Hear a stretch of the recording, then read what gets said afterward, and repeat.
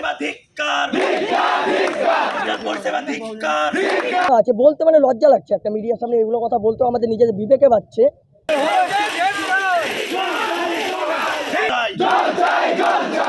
হোস্টেলের প্রাথমিক চাহিদা পূরণ করতে হবে। আমাদেরকে এই যে ভাইস পাশে আছে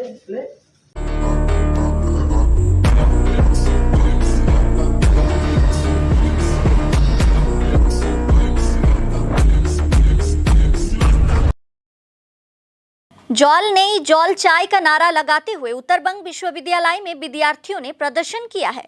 बताया गया है कि उत्तरबंग विश्वविद्यालय के रामकृष्ण हॉस्टल के छात्र पिछले 6 माह से पेयजल की समस्या से जूझ रहे हैं।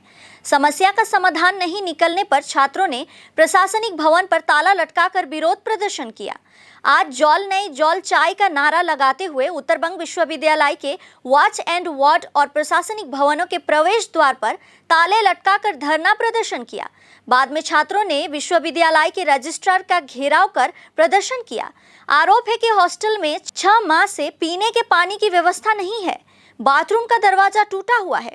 हॉस्टल अधीक्षक से कई बार शिकायत करने के बाद भी कोई कार्रवाई नहीं होने पर वे लोग आंदोलन पर उतरे हैं।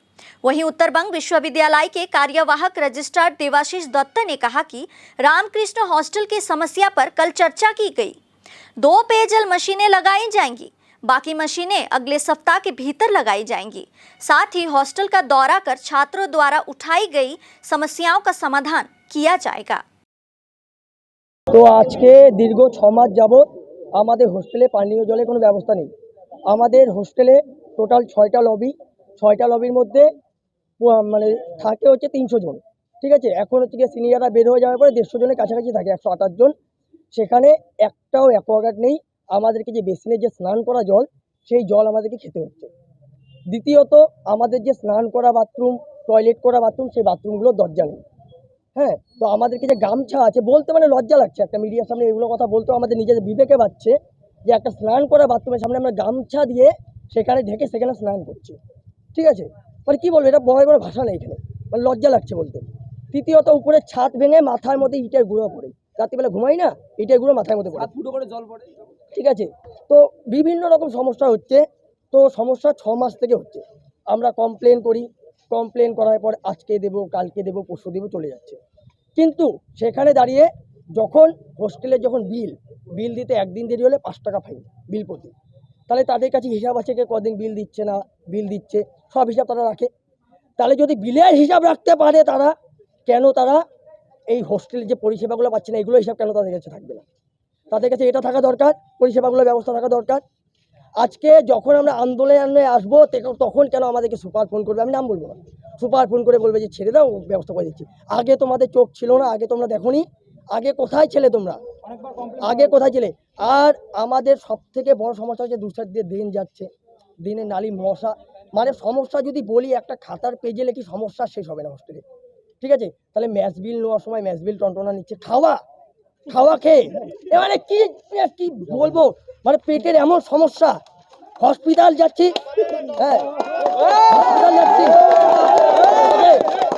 তৃতীয়ত এইখানে আমি বলবো ওয়াচ অ্যান্ড ওয়ার্ডেরও সমস্যা আছে কিছু। অ্যাম্বুলেন্সকে ফোন করলে পরে কি হয়েছে না হয়েছে, একটা পেশেন্ট যদি মরে যায়, হ্যাঁ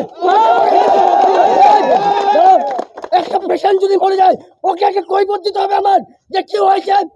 হ্যাঁ, আমার পেশেন্ট মরে যাচ্ছে, আমি বলবো জ্বর আসছে, হ্যাঁ ওর পেট খারাপ করছে, আরে অ্যাম্বুলেন্সকে কি ছাগলামি করার জন্য রাখবো আমরা?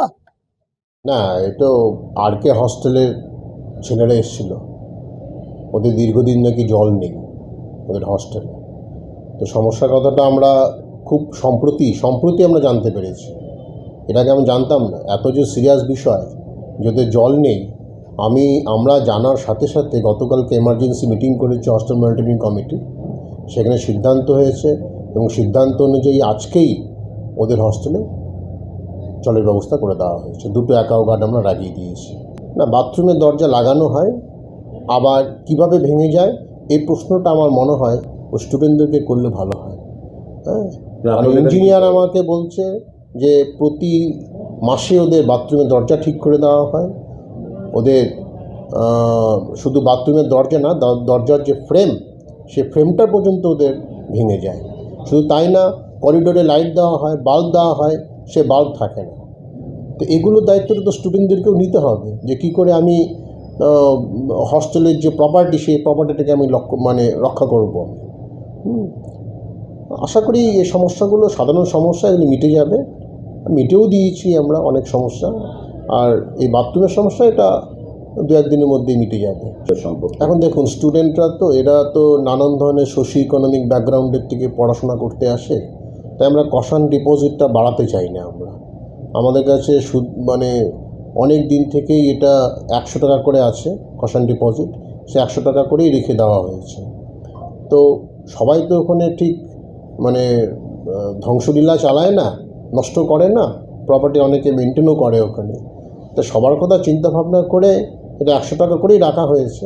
তবে আমার মনে হয় এটা আমরা আরও কিছু দ্রুত কোনো একটা সিদ্ধান্ত নেব, যাতে স্টুডেন্টরা কোনো ধরনের প্রপার্টি, বিশেষ করে হস্টেলের প্রপার্টি যাতে নষ্ট না করতে পারে। না, সিসি ক্যামেরা তো ভেতরে নেই, না বাইরে আছে। সিসি ক্যামেরা তো হস্টেলের ভেতরে নেই। তবে হস্টেলে যে বাথরুমের সমস্যা, সেটা তো দরজার সমস্যা, সেটা তো 2-3 দিনের মধ্যে মিটে যাবে বলে ইঞ্জিনিয়ারের সাথে কথা হয়েছে, করে দিচ্ছে।